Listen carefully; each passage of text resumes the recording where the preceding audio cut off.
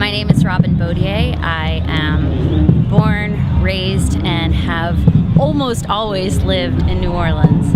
And I'm a second-year fiction writer at the University of New Orleans Creative Writing Workshop, where I am also editor at Baudier magazine. I started writing actually in a very New Orleans context because I just moved back to New Orleans after Katrina, and I was staying with my parents in a FEMA trailer, and the only way I could escape was writing on my laptop. So that indirectly led to me joining the Creative Writing Workshop as a fiction writer. New Orleans is a part of all of my writing.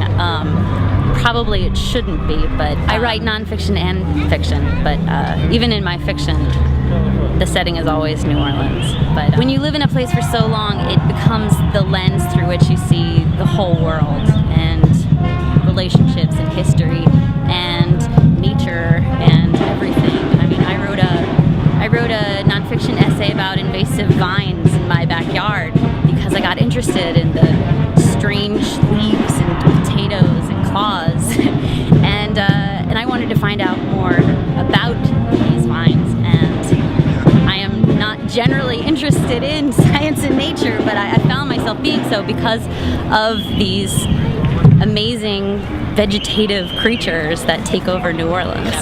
I'd be really interested in exploring why some of the neighborhoods are called what they are, like Bunny Love or Girt Town or Irish Channel. I mean, New Orleans is not only very interested in New Orleans as a whole, but like in these microcosms of culture that we have. I have a number of different like cultures that I'm descended from.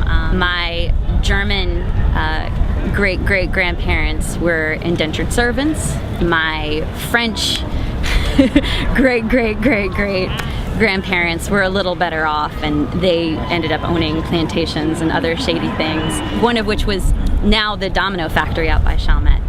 And my Scots-Irish great-great-grandparents were also more on the destitute side, and they lived what is now the Bywater in that area.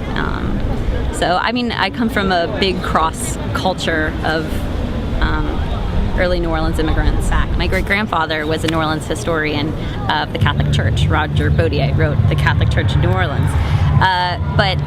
So my family's very interested in our genealogy, and I recently found out that one of my ancestors was a bit of a robber baron, and so he, you only find out through historical figures by what there is legally of them, or journals.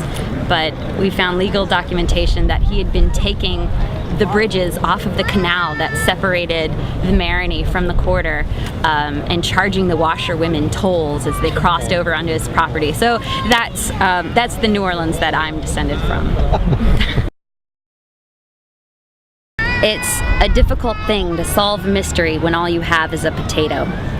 Or more accurately, when the potato is the mystery.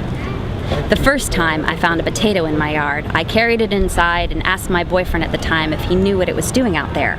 He didn't.